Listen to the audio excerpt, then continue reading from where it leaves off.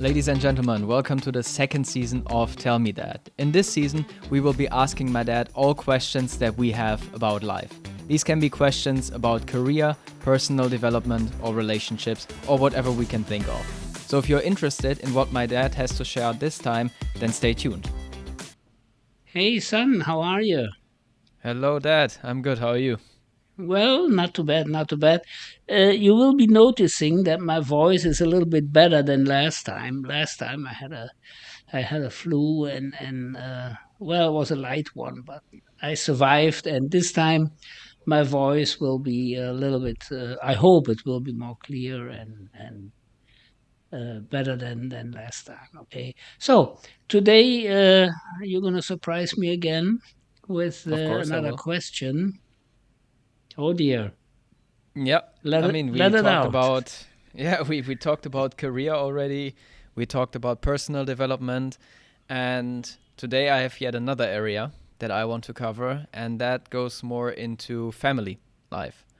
Mhm. And the first question from that area that I have for you is, what did becoming a father teach you about life? Well, you always come up with these questions that make me think. Yeah, that's Anyway, the goal.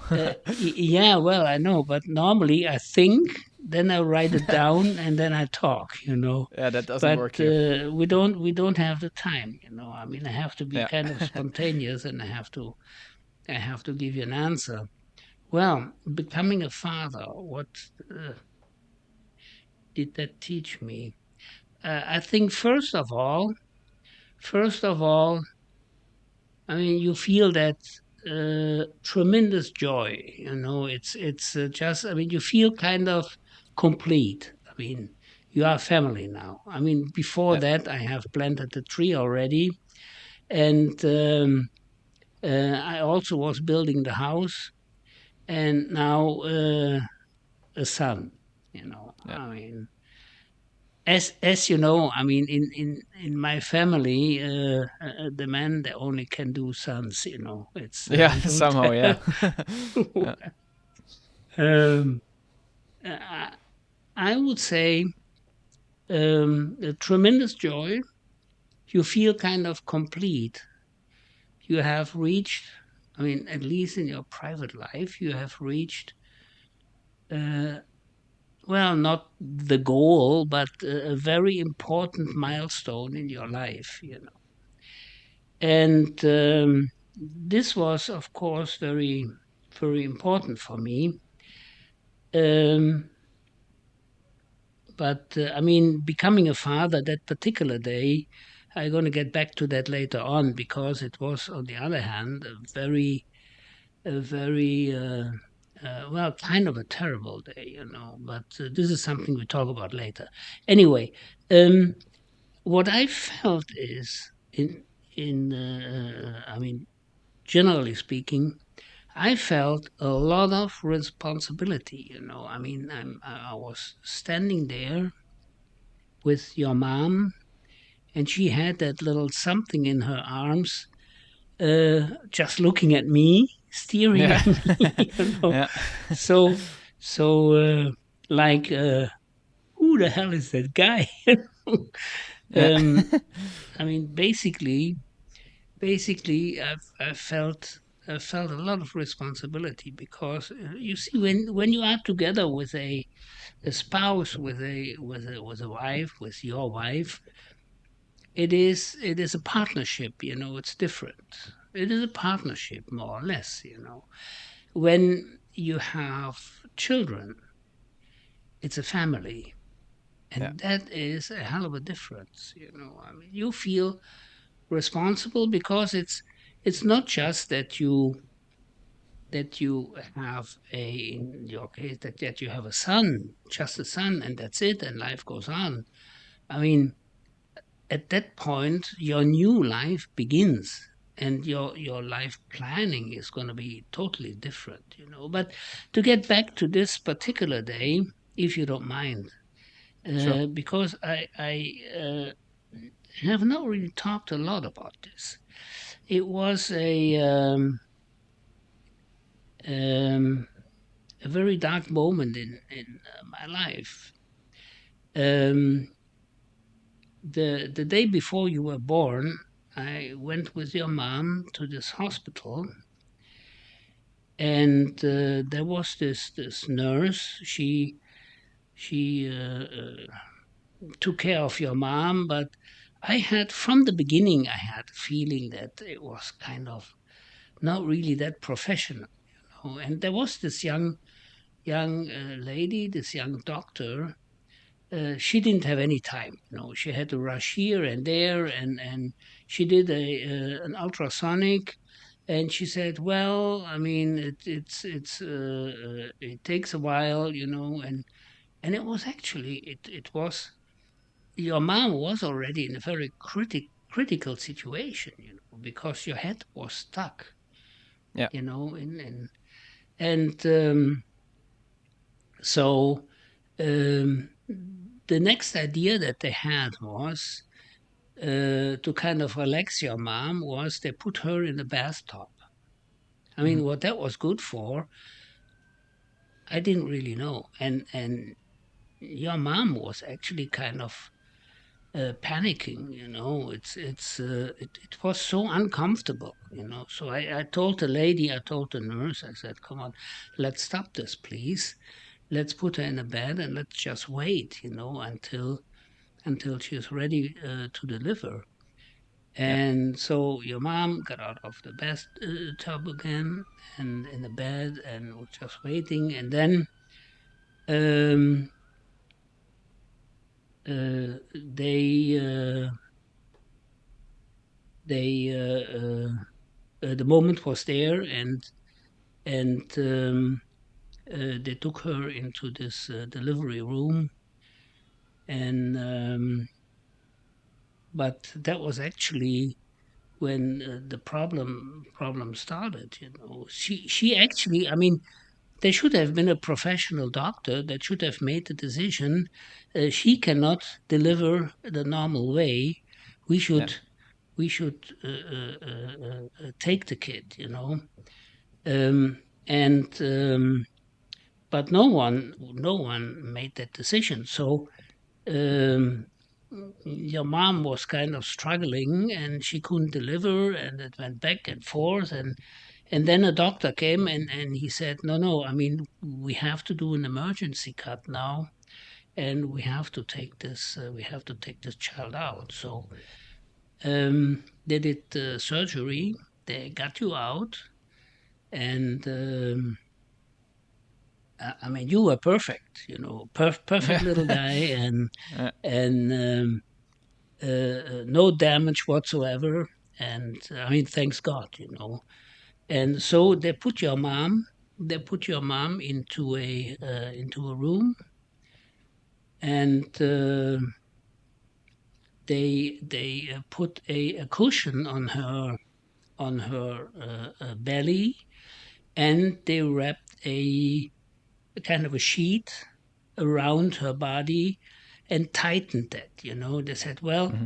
it's just because the reason for that was it is kind of an old-fashioned way to make the uterus contract. Yeah. And so she was laying there, and she was pale. She was just white as a piece of paper, you know. And at Yeah. that time, my brother was there, and he was a chief medical doctor at that time in a big hospital. He chief medical doctor for gastroenterology, but I mean, yeah, he was in the business, you know. I mean, he knew exactly what was going on. So I was just staring at the um, screen that your mom was connected to, and I could see just her heartbeat was going up, Yeah. but the pressure was going down. Yeah. And That me as an shouldn't be the case. engineer, Yeah. well, and me as an engineer, you know, I mean, the first thing that came into my mind was a hydraulic system, you know. I Yes. mean, Yeah. so there got to be a leak somewhere. The pump is Exactly. running faster and faster, and still you don't build up any pressure. So uh, I said to my brother, "Hey, there got to be something wrong, I mean, the heartbeat is going up and her blood pressure is going down." So, and he looked at that screen, and then he got into action. I mean, he called these guys. He wasn't even working in that hospital, Yeah. but he made Yeah. them move. He really made them move. And within like 2 minutes, your mom was in the surgery room, the operation room again, and uh, and then it was quiet. So I saw one lady getting out and going back in with um, a bag of blood plasma. Yeah. And so, I mean, later on, I heard that your mom got, I think, five or six plasma doses. Yeah, that's crazy. She had lost so much blood. The problem was the uterus was not contracting and it was just bleeding there. So Yeah. then they called actually a surgeon. He was at that weekend he was in Holland, and they called him and actually called him back into the hospital because he was the only one that could do that particular surgery to make that blood stop. They put kind of, I don't know what it is, silver strings inside the uterus and pull them together, and they contract the uterus, not in a natural way. Yeah. They do it by these strings. So, and then when they were done, they put your mom into intensive care, and then she was actually, for a couple of minutes, she was gone, Yeah. and they uh, reanimated her again.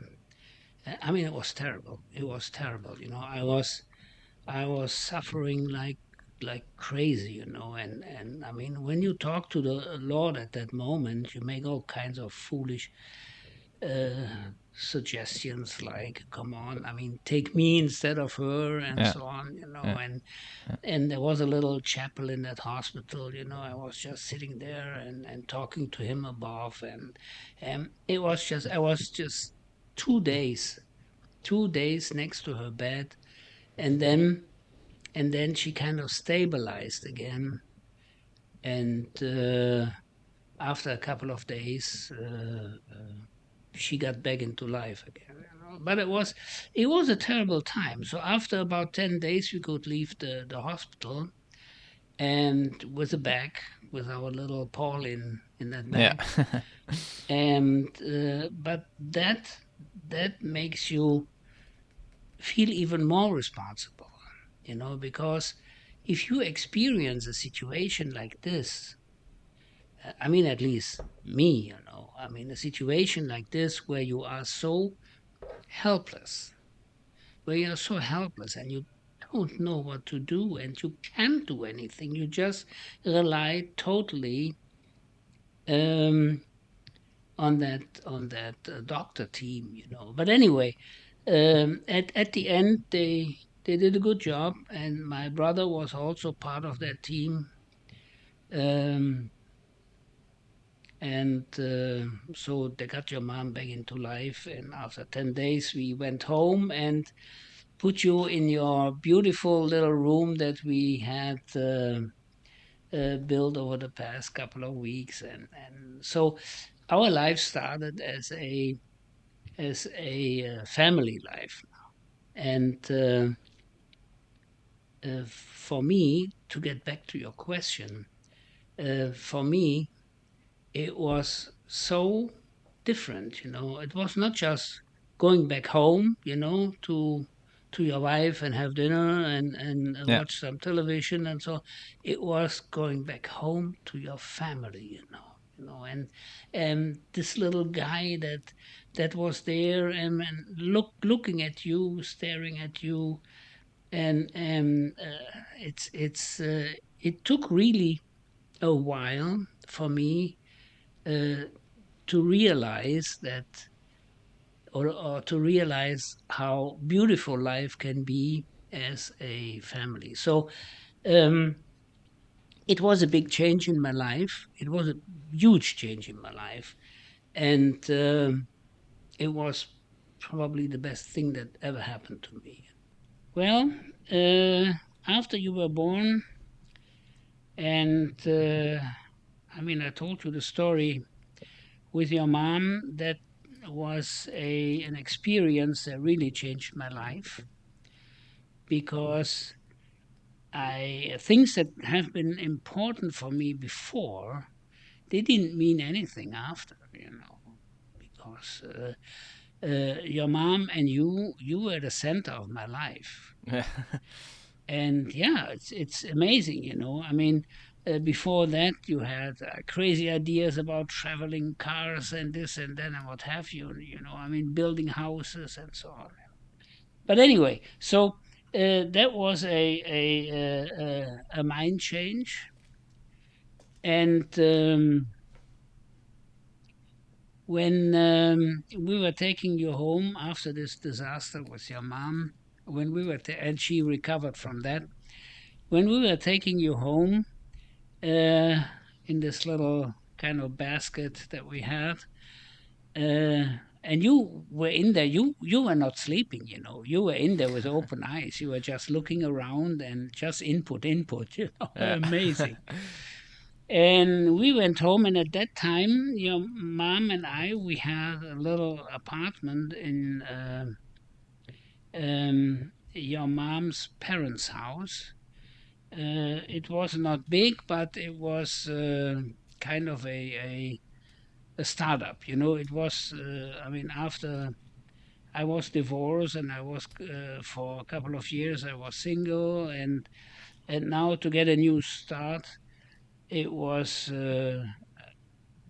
not that super comfortable, but it was kind of nice, And we had a little room for you, and so then we kind of started making plans for the future, and and to make plans for the future included not just our private life, it was also I had just 2 years before, or 1 year before actually, I had no 2 years before I had started this company in Düren, and which was going well at that time already, because because otherwise I wouldn't have married your mom anyway, because I always told her, we're going to get married when I can really offer you a safe and stable life, also from a financial point of view.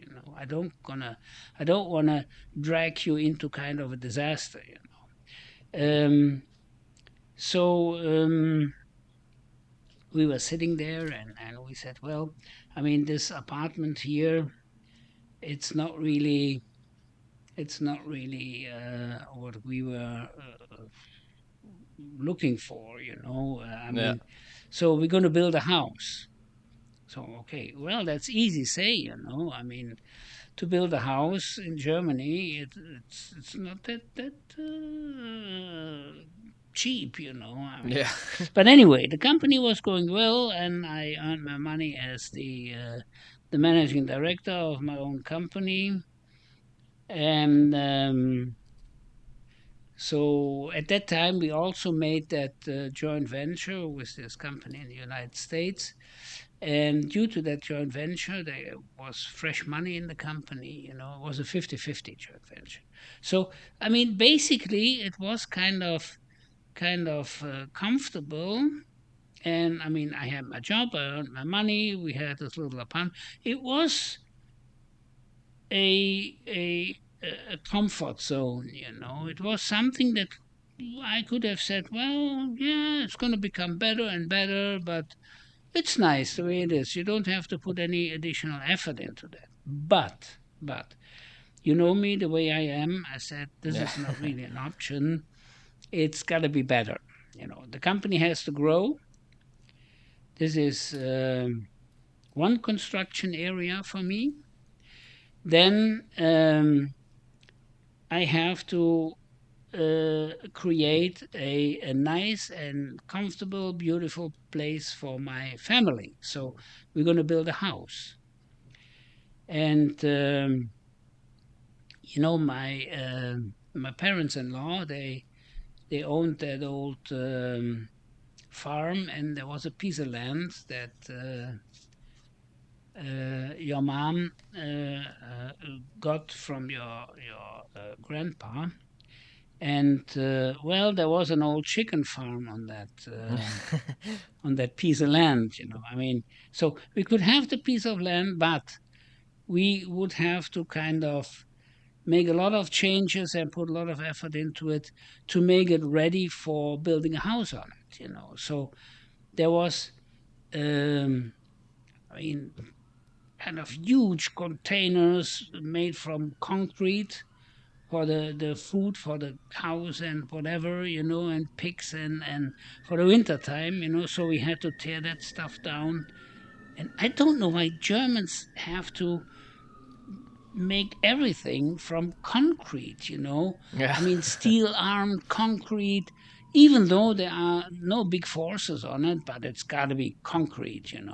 So I called a company in, and it was I think in the States they call them demolition companies. Yeah.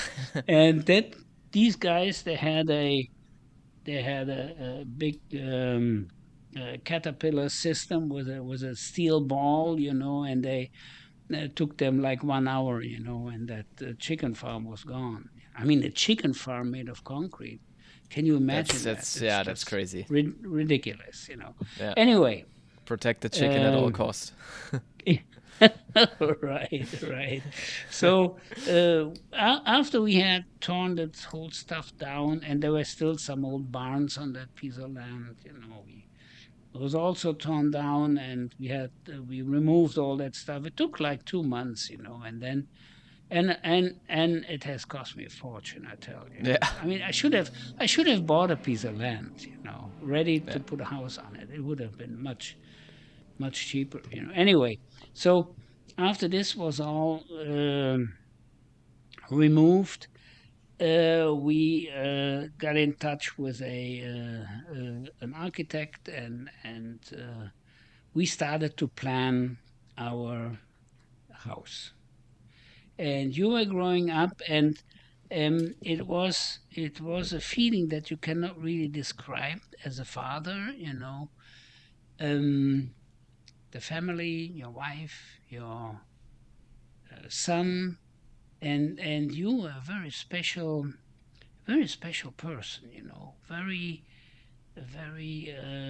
I mean, you had or you wanted to know everything. Yeah. Whatever I was doing, Yeah. that what are you doing? Can I help you? And so on.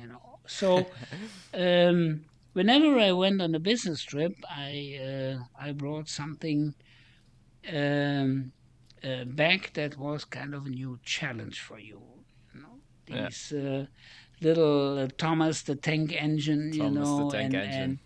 I tell you, boy, I could keep you busy with this for days. Yeah. So anyway, it was so enjoyable to watch you growing up, and also the time we enjoyed outside the house when we played soccer, Yeah. football. It was you developed such an eager, such a.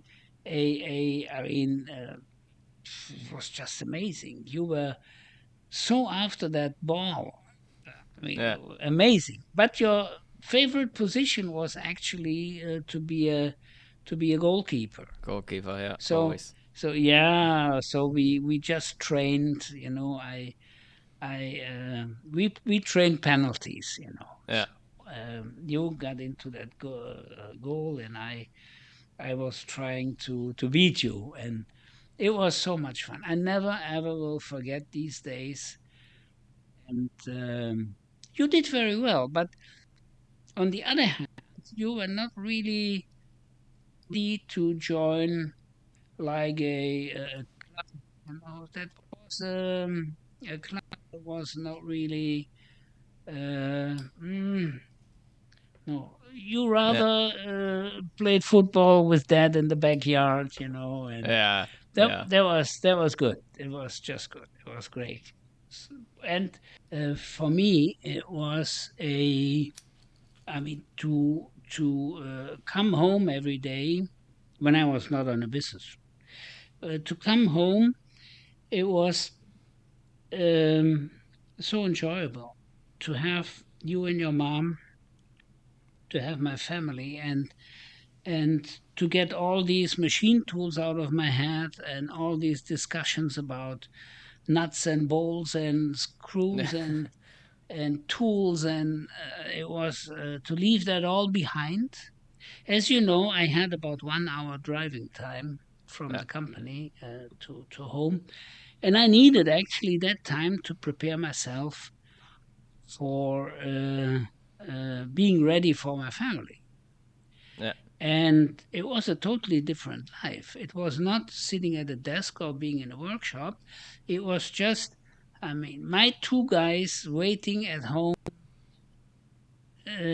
till I'm there, Yeah. and then action. Remember these days when you were a real little guy, but so fascinated from football, and Yeah. we had this big window in your room, and the window was the goal. Yeah. Especially in winter time, when we couldn't do any football outside. And I mean, my biggest fear was that I didn't catch the ball, Yeah. because if I wouldn't have caught the ball, it would have gone through that window, Yeah. easily. So it was so much fun. It was so much. I never will forget these days. And for me, this mixture of being responsible for this family and the family life, and and making sure that the family was on safe ground from also from a financial point of view. It um, it creates that feeling of responsibility, and that also helps you with your professional life. When you when you create this, I mean, knowing what responsibility is, you behave different. Also, with your guys in the company, that was actually my second family. Yeah. These, I mean, five guys I started with, and then the people that we added. I mean, also the people that we added were kind of, I mean, each one was selected. It had to be a special kind of person to join the company, dedicated to the company, loyalty, and in addition, of course, I had very high expectations in regard of education and know-how. So um, we had, or I had this second family, my company, and what I practiced in my private life, the responsibility, um, I could actually, or that experience, I could actually use that also in the company. And Yeah. because, I mean, after all, I mean, at the end, I was responsible for like 12 people, and 12 people means 12 families. Yeah.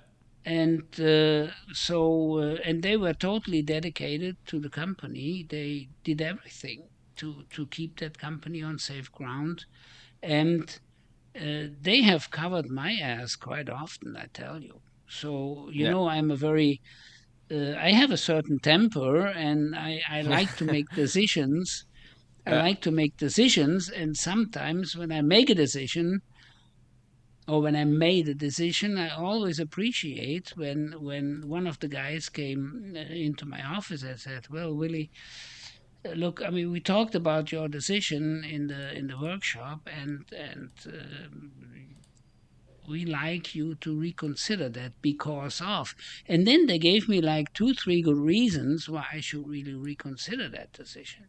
Um, Life was just great, and I'm really grateful for that life, and I don't regret every single second of that Yeah. life I had since then. So if you had to summarize it, going back to my initial question, Yeah. how did becoming a father help you in that, and what did you take from it? Well, the